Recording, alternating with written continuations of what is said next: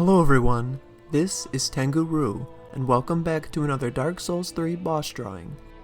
We defeated the Dancer in the last episode, and made our way into Lothric Castle. We've traveled down into the Consumed King's Garden, where an infestation of the Pus of Man has transformed the once tranquil gardens into a festering poisonous swamp. It is here that the former king of Lothric resides. King Oceiros became obsessed with creating a worthy heir to succeed him on the throne. It consumed his every thought, and he reached out to the heretical scholars of the Grand Archive for guidance.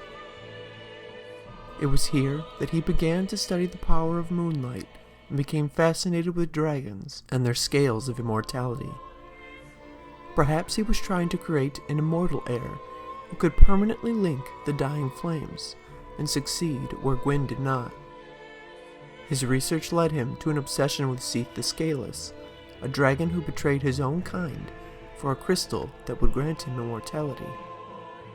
Seath developed the art of crystal magic, which would eventually be studied and replicated by the old sage Big Cat Logan.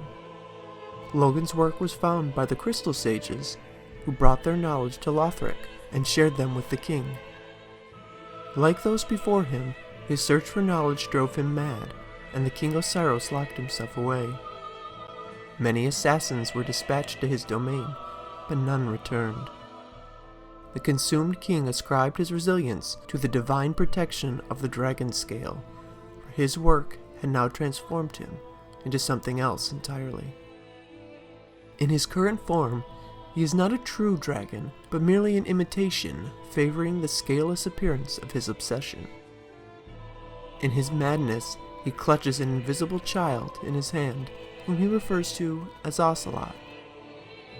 He believes Ocelot is the true heir born of dragons, but there is no actual proof as to whether or not Ocelot actually exists. It is possible to hear the cries of a baby throughout the fight, but what that really means is a mystery.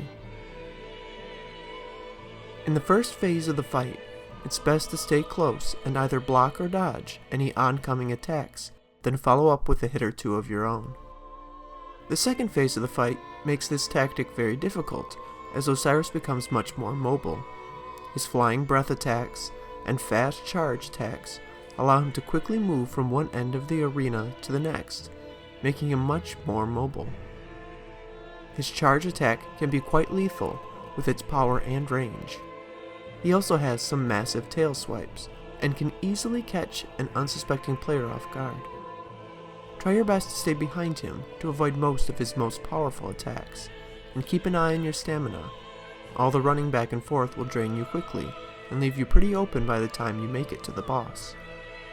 Like other dragons, he is weak to lightning, so buff your weapon to make every hit count. When I was working on the details of Oceiros, I really wanted to make sure I captured the somewhat slimy looking texture his skin had. To do that, it was important that I smoothed out the colors in the areas I wanted to shine, and added in some pure white highlighting with little to no blending. These little spots, where the light reflects off the skin, are what really helps me sell the texture. Whenever you are trying to recreate a very specific texture, it's important to really study how it's affected by light and shadow. Looking up images of animals can be a great tool for drawing real-looking skins, scales, or fur on a fictional creature. Even textures like stone, metal, leather, and cloth are all affected by light differently.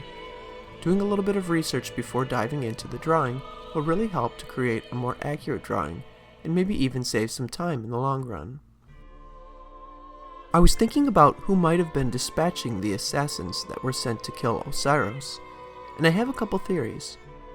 The first is that they were sent by Prince Lothric. Since Lothric has barred himself in the throne room along with his brother Lorien, it seems likely that he is acting as the ruler of Lothric in his father's absence.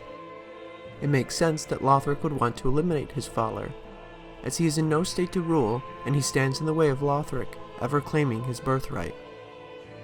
The obsession Oceiros has with creating what he calls a worthy heir can't be going over well with Lothric either. My other thought was that it could be the absent Queen of Lothric who has sent the assassins. She is nowhere to be found in the game, but it looks as though she has long since fled. If Oceiros didn't believe she was capable of producing a worthy heir for him, it is likely she felt her life was threatened in her husband's maddened state. A successful assassin would go a long way in correcting her problems. The vast majority of you want to see me depict one of these assassination attempts by going with the shadow armor. This black cloth armor set was worn by the assassins from an eastern land. The set we are wearing can be found in the middle of the toxic swamp in the King's Garden, surrounded by a multitude of giant slugs. I thought it would be fun to follow a suggestion I had to show our assassin buffing his weapon with a little lightning pine resin to play into the boss's weakness. With Oceiros nearing completion, we will be ready to press onward to face our next challenge. Exploring the room past the boss leads to what appears to be a dead end, but those with a penchant for hitting walls will find themselves facing a new path onward to another boss. We also achieved a new gesture in this room, which will open up another path to us.